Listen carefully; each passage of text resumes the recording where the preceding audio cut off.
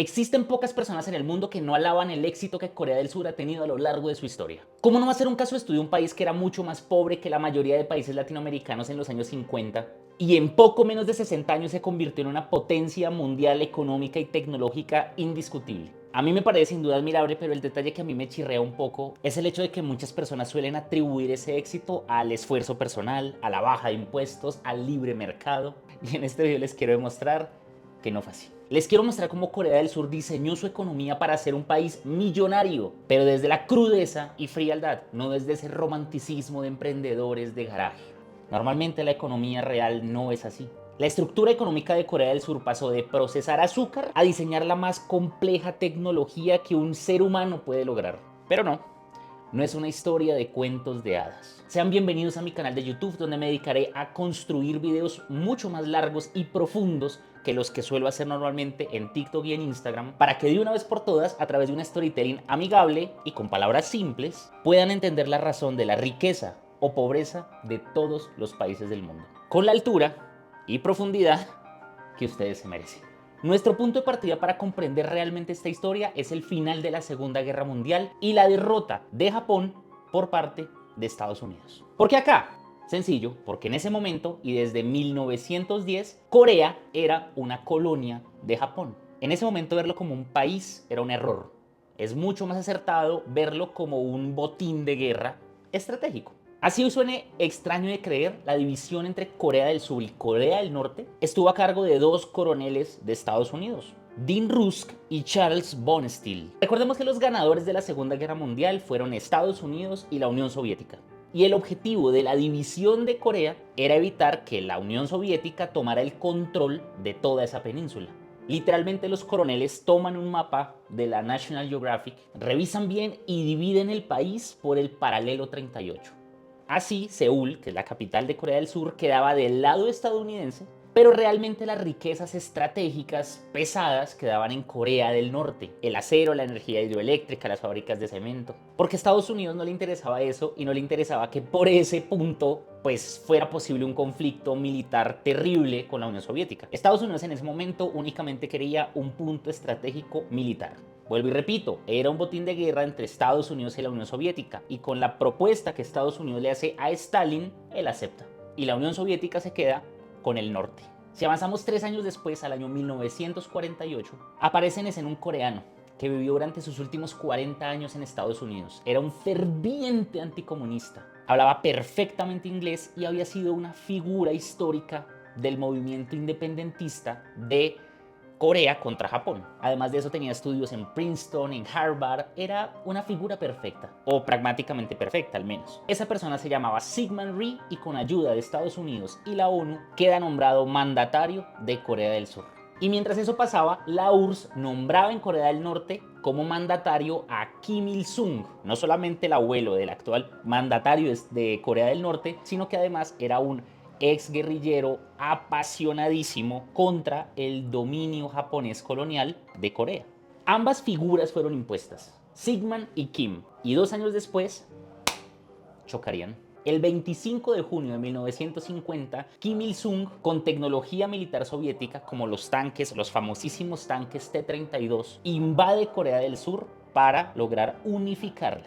Y ¡puf!, estalla la famosísima Guerra de Corea, la primera guerra caliente dentro de la Guerra Fría entre Estados Unidos y la Unión Soviética. Vital, no solamente para entender esta historia, sino la historia universal, o la historia económica y política universal. Para resumirlo, el cuento fue como una balanza de poderes. Literalmente en semanas, Corea del Norte prácticamente arrasó con Corea del Sur. Estuvo a nada de lograr la invasión total y anexarla. Pero a través de la ONU, Estados Unidos interviene por Corea del Sur y casi arrasa todo Corea del Norte. Pero recordemos que Corea del Norte tiene frontera con China y recientemente había subido Mao Zedong al poder, y con el temor de que Estados Unidos quedara en sus fronteras, más que por amor a los coreanos, manda cientos de miles de tropas a apoyar a Corea del Norte. Hay un choque de poderes y 3 años después, en 1953, prácticamente las fronteras no se modificaron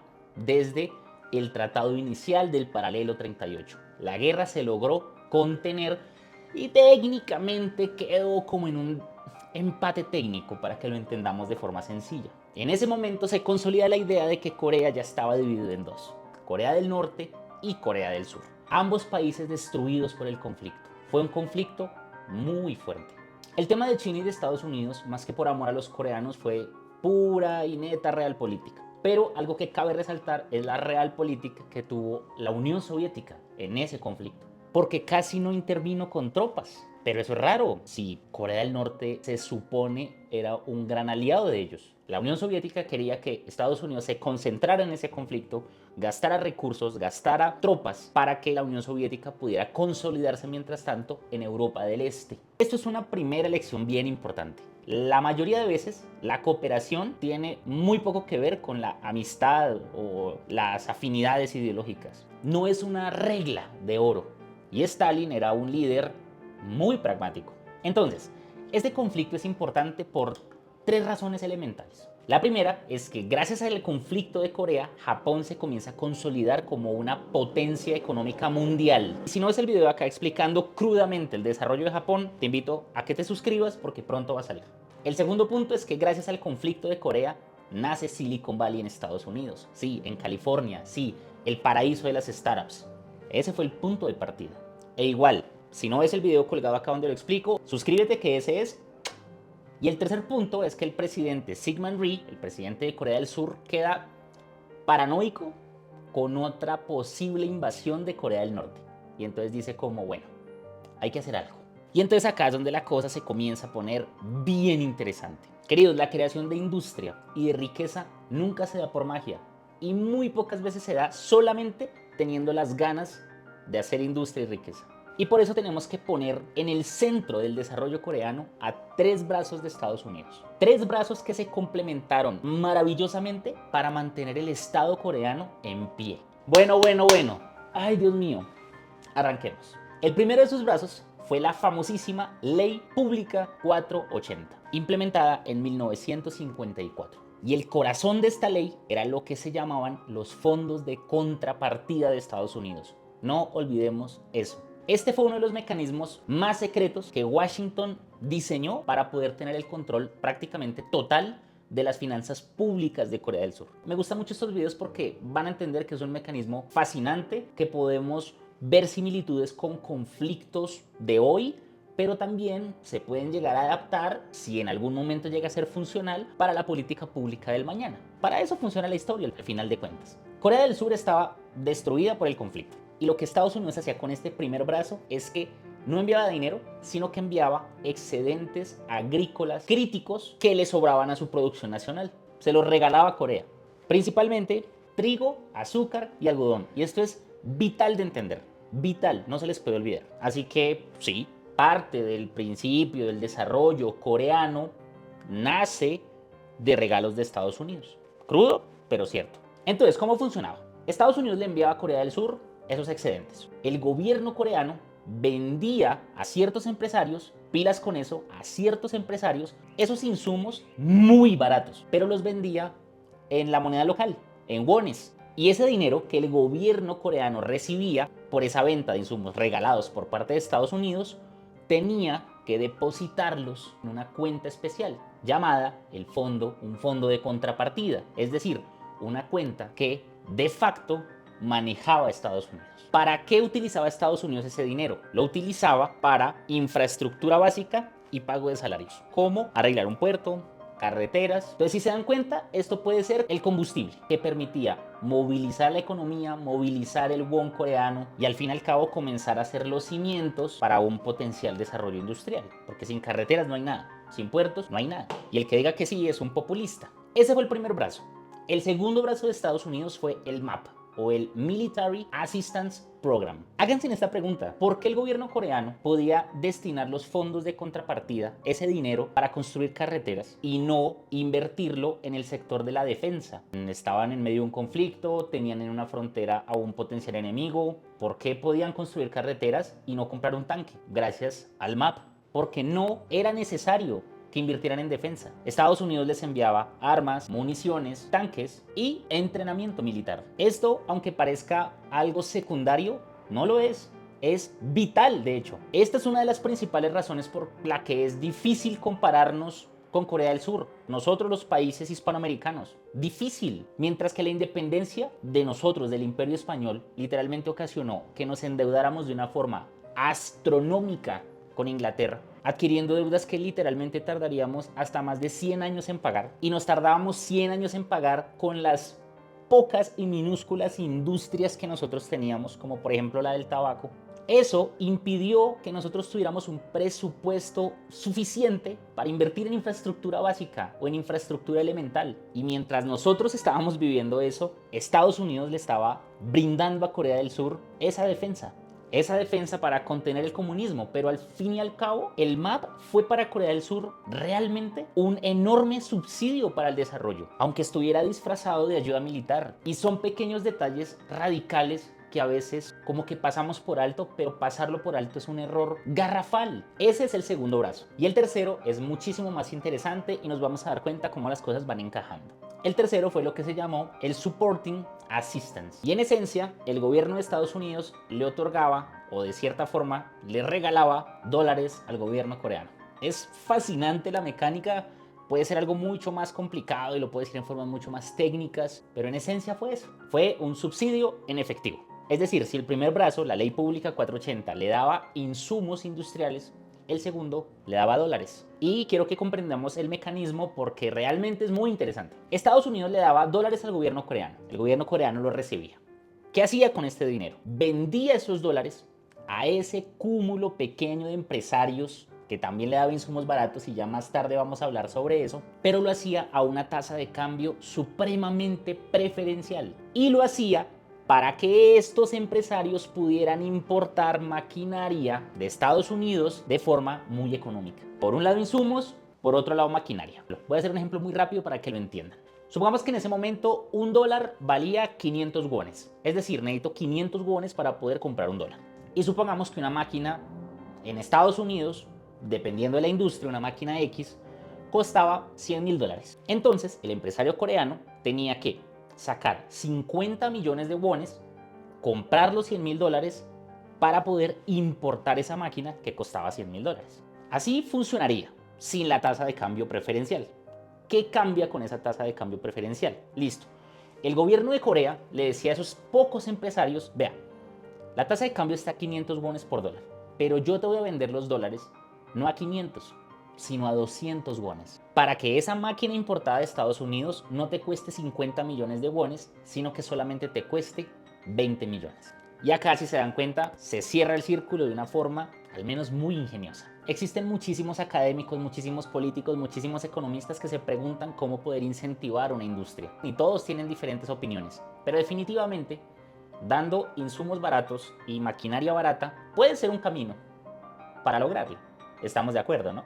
Y este es un punto importante, pero falta mucho más. Espérense. Lo importante es que entiendan algo. Los que piensan que Corea del Sur es un país rico por su esfuerzo, por su amor, para que se hagan una idea, las ayudas de Estados Unidos, inyectándole dólares, ayudas, subsidios y demás, sumaron aproximadamente los 3.000 millones de dólares. De 1945 a 1960. 3.000 millones. Pueda que no tengan esa cifra muy clara.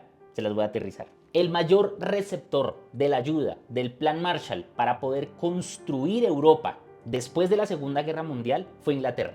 Fue el que más recibió billete del Plan Marshall y recibió en total 3.300 millones de dólares. Únicamente 300 millones más que Corea del Sur. Y por favor, tienen que tener en cuenta que Inglaterra era una potencia mundial, era un país ultra mega poderoso. Así hubiera quedado jodido por la Segunda Guerra Mundial. De hecho, Alemania, que fue el segundo receptor del Plan Marshall, únicamente recibió 1.400 millones de dólares para reconstruirse completamente. A 1975, Corea del Sur, ese país diminuto, había recibido casi el mismo billete que toda la construcción de Europa continental. Eso sin duda puede ayudar a que un país se desarrolle, ¿no lo creen? Sin embargo, ¿ustedes creen que eso fue gratis? ¿Qué ganaba Estados Unidos con estas operaciones? Y tiene muchas ganancias, pero quiero puntualizar. Los dólares que Estados Unidos le daba a Corea del Sur debían ir exclusivamente para comprar a proveedores estadounidenses. De esta forma, no solamente utilizaban ese conflicto para que las empresas de Estados Unidos pudieran exportar más y exportar más de forma exclusiva,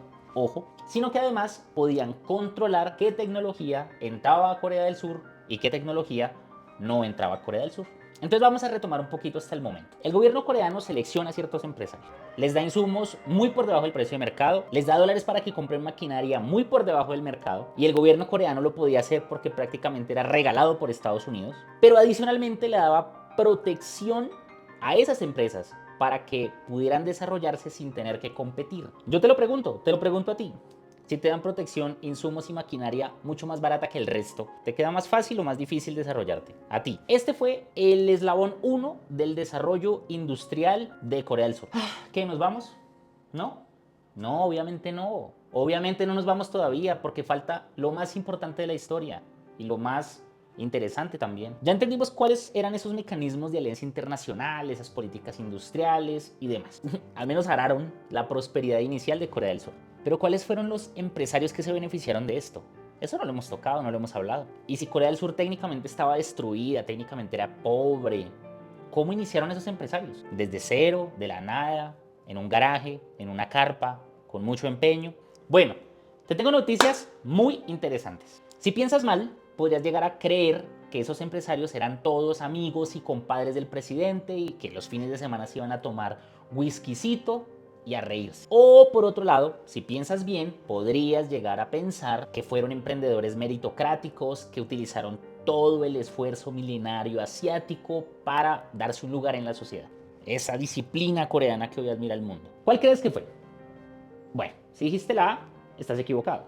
Pero si dijiste la B, también estás equivocado, porque no fue ninguna de esas dos. La historia, el desarrollo económico, es mucho más interesante de lo que parece. Para comprender cómo inicia la industria coreana y la posición industrial coreana, tenemos que partir del hecho de que Corea tenía una infraestructura heredada cuando era colonia de Japón. Y es que a diferencia del Imperio Británico y el Imperio Holandés, que utilizaban la gran mayoría de sus colonias únicamente para extracción, pues llegaban, ponían un puestico, extraían y ya. Japón veía en Corea una extensión de sí misma. ¿Pero para qué? La veían como una base logística para poder invadir Manchuria, una región de China, que quedan ahí pegaditos. Pura geopolítica. No porque los japoneses quisieran más a los coreanos que los británicos querían a los indios. No. Por esa razón los japoneses instalan infraestructura base. Ferrocarriles, puertos, industria química, industria textil, procesamiento de alimentos y demás. Sin esa infraestructura base, todo lo demás hubiera sido mucho más difícil de conseguir. No iniciaron de la nada, nada. Y es muy interesante la división porque Corea del Norte se queda con toda la industria pesada, por geografía, con el acero, con el cemento y demás. Corea del Sur se queda con la industria ligera, el procesamiento de alimentos, el textil y demás. Entonces, cuando Japón se rinde y llega a Estados Unidos a ocupar Corea, lo primero que hace Estados Unidos es confiscar todas esas propiedades japonesas. ¿Y qué hace? Se las entrega al gobierno de Syngman Rhee. Se las entrega al Estado coreano. Y estamos hablando de que eso era aproximadamente el 80% de los activos industriales del país. ¿Listo ahí? Punto 1. Es el punto 1. Confiscación japonesa y entregan los activos al gobierno de Corea. ¿Perfecto? Entonces eso significa que fue el gobierno, el empresario, el que tomó las riendas industriales, el que llevó a Corea del Sur a la cima tecnológica. Y ya, fin del video. ¿Ya? No, porque no fue así.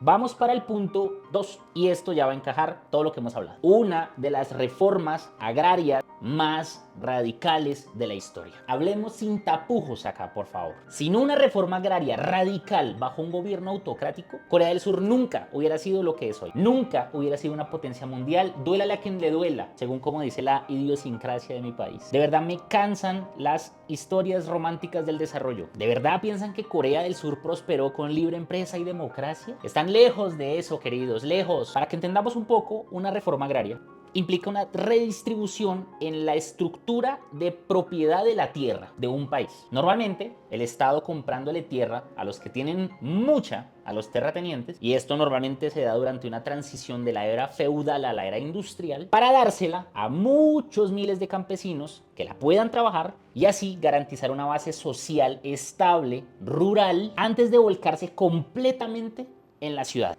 en las ciudades industriales. Sin embargo, existe una confusión gigante acá. Y es que normalmente se confunde la reforma agraria con intenciones de justicia social o con causas morales de redistribución equitativa. Pero no, Corea del Sur no fue así. Y no lo hizo por eso. No fue por el amor al campesinado. Fue por temor a que dentro de ese campesinado se propagaran las ideas del comunismo, teniendo tan cerca a Corea del Norte, a Rusia y a China. Porque si el gobierno amigo de Estados Unidos no redistribuía la tierra, posiblemente los tanques soviéticos sí lo harían. Fue una estrategia muy bien pensada, porque piénselo bien. ¿Qué se necesita para que el capitalismo prospere? Se necesita de una clase burguesa, de la burguesía, de los dueños de las fábricas, de los que transforman insumos en productos terminados. Pero les pregunto algo, ¿qué pasa si en un país no existe esa clase burguesa? Existen dos opciones. Esperas décadas a que nazca espontáneamente, con la probabilidad de que antes de que eso pase, el Estado se destruya por el momento histórico en el que estaban. O la segunda opción es que forzas a la élite terrateniente a convertirse en burguesía. ¿Cómo? Quitándoles toda su tierra. La reforma agraria fue el cimiento invisible del poder coreano, el paso necesario del que pocos, muy pocos, hablan. Pero esto se pone bien interesante. Pongan atención, por favor. Existió en Corea una clase muy particular de familias, conocidas como los Yangban y los Chinilpa, pero al mismo tiempo. Los Yangban eran la élite terrateniente de Corea, los que eran dueños de la mayor proporción de la tierra cultivable del país. Y los Chinilpa eran coreanos que prosperaron durante la colonización japonesa, básicamente porque colaboraron con ellos para que Japón cumpliera sus objetivos dentro de Corea. Eran educados, tenían dinero, tenían tierras, tenían una base de poder por más que fuera, hablaban japonés y habían absorbido cosas importantes y vitales de la cultura empresarial japonesa. Y ellos, los terratenientes y colaboradores de Japón, coreanos, fueron tanto las víctimas de la reforma agraria de Syngman Rhee como los que tuvieron al mismo tiempo la oportunidad más grande de sus vidas, porque el nuevo régimen los necesitaba. Eso es realpolitik. Tú necesitas al que conoce el cuento, no al que tiene la intención de conocerlo. Y el gobierno los necesitaba, pero no los necesitaba bajo el rol de terratenientes. La reforma agraria comienza en Corea del Sur en el año 1949, antecitos de que estallara la guerra. Y en esencia implicó que el Estado le comprara a la fuerza la mayoría de la tierra a la vieja élite terrateniente, dejándoles un máximo de 3 hectáreas por familia, a cambio de bonos gubernamentales. O sea, no les daban el billete, les daban bonos, promesa futura de un pago. ¿Por qué? Pues porque el Estado coreano en ese momento no tenía dinero para comprar miles de hectáreas y miles de hectáreas de tierra cultivable, obvio. Entonces, tú me das 500 hectáreas para yo repartirla entre los campesinos coreanos. Y yo a cambio te doy un bono del gobierno que dice que en 5 o 10 años te voy a pagar 1.000.000 de wones por tus tierras. Este bono es el seguro. ¿Cuál es la trampa acá? La trampa es que en ese momento la inflación era galopante. Y si en ese momento, en el día de la transacción, 1.000.000 de wones podían comprar 3 casas fantásticas, seguramente en 5 años, con 1.000.000 de wones, podrían comprar quizás una bicicleta. Y entonces ahí se une el punto 1 con el punto 2. O sea, la posesión de los activos japoneses en manos del gobierno con una clase terrateniente recientemente despojada, pero educada y llena de bonos gubernamentales. Entonces, ¿qué pasa si se unen? Se hace la magia. Oye tú, pobre terrateniente sin tierras, terrateniente. Nosotros somos el gobierno. Tú estás lleno de bonos gubernamentales que posiblemente en un futuro no valgan nada. Seamos honestos. No te queremos mentir. Pero mira, yo tengo unas fábricas japonesas que necesitan dirección. Esta fábrica en el mercado te puede costar 10 millones de wones y tú solamente tienes 1.000.000 de wones en bonos gubernamentales. Pero si te comprometes a sacarlas adelante y a colaborarme, entonces te las vendo a eso. 10 veces menos. ¿Qué creen que pasó? Los más valientes terratenientes o ex terratenientes aceptaron y el resto, bueno, no sé qué habrá pasado con el resto. Seguramente hoy son historia. Y así, queridos, nacen los famosísimos chaebols, el Centro Empresarial de Desarrollo Coreano. Los chaebols. ¿Quiénes eran?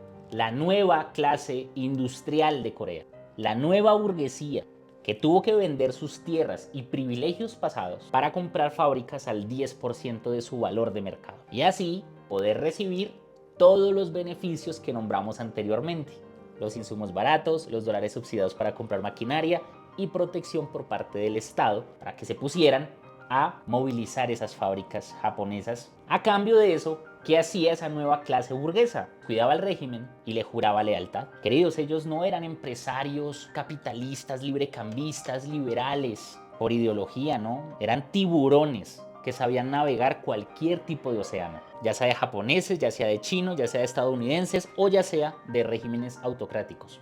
No importaba. Y así, mágicamente, fue que el capital muerto de la tierra se transforma en capital vivo industrial. Y así nace la burguesía coreana a las malas. Esta fue una de las transferencias de riqueza pública a pocas manos privadas de las más importantes de la historia. Y aunque en perspectiva suena tremendo, ¿por qué lo suena? ¿Habría otra salida? Queridos, uno de los chaebols fue Samsung, encargándose inicialmente del procesamiento del azúcar que Estados Unidos regalaba. Y Lucky Cream también nació ahí. Bueno, hoy no se conoce como Lucky Cream, hoy se conoce como LG, haciendo cosméticos. De ahí nació SK, ese conglomerado enorme mundial, usando el algodón subsidiado de Estados Unidos, comprando una fábrica vieja textil japonesa. Así nació Hanwha, comprando una vieja fábrica de explosivos japonesas. Y Hanjin, o el futuro Korean Air, entre un puñado más. Realmente no eran muchas. Estas empresas, y quiero que no olviden la palabra de Samsung, nacieron y crecieron como chaebols. Y sería genial, queridos, genial, de verdad, sería maravilloso que la historia terminara acá. Me encantaría poder decir que desde ese momento Corea y la economía coreana comenzaron a prosperar. Pero les pregunto algo, ¿cuál creen que es el resultado de protección sin condiciones, de compra de lealtades por dinero, de una base económica basada en procesar azúcar y textiles, y de que a un puñado de empresarios les vendieran dólares muy baratos? ¿Cuál creen que es el resultado? ¿Una economía fuerte, estable, innovadora, berraca? ¿Ustedes creen que simplemente por el amor del mercado y la espontaneidad pasaron de procesar azúcar a fabricar electrónica avanzada? O más bien, lo que todo esto ocasionó fue un nido tremendo de corrupción. Lo segundo suena mejor, y sí, fue así. Todo se descontroló porque así es el ser humano, en Colombia o en Corea del Sur. Si le das a alguien todo en la mano y además de eso lo proteges, dime solo una razón por la cual esa persona debería esforzarse. Su rol como empresarios no era ser competitivos. Su rol era tener más y más y más amigos en el gobierno que les permitieran mantener esos privilegios, que les permitieran mantener esas cuotas de importación barata, mantener esas cuotas de dólares baratos. Esa era su tarea. Y esto cada vez se convirtió o se fue volviendo más crítico si tenemos en cuenta que el resto de población estaba con unas condiciones paupérrimas. Y no solo eso, no se estaba poniendo más crítico solo por eso, sino porque Estados Unidos estaba comenzando a cansar. Era ayude y ayude y ayude sin realmente ver un gran avance. Y esto también suena muy familiar en América Latina, no me van a decir que no. Y entonces, el 16 de mayo de 1961, el general Park Chung-hee cruzó el puente del río Han con 3.500 soldados y obtuvo el poder absoluto de Corea del Sur a través de un golpe de Estado. Un golpe de Estado, debo decir, que no muy violento, porque un año antes, en 1960, Syngman Rhee había dejado el poder y se trató de implementar una democracia que fue muy fallida. Entonces, para el general Park Chung-hee fue muy fácil tomarlo. Pero llega al poder con tres filosofías muy claras. La democracia es un lujo que Corea no puede tener a menos que quiera ser aplastada. No existe una soberanía real sin la capacidad de fabricar nada. Y el pasado débil de servir siempre al más fuerte, primero los chinos, después los japoneses y ahora Estados Unidos. Y la clase empresarial parásita que solamente vive por las ayudas de Estados Unidos y las compincherías con el gobierno, tenían que cortarse de raíz.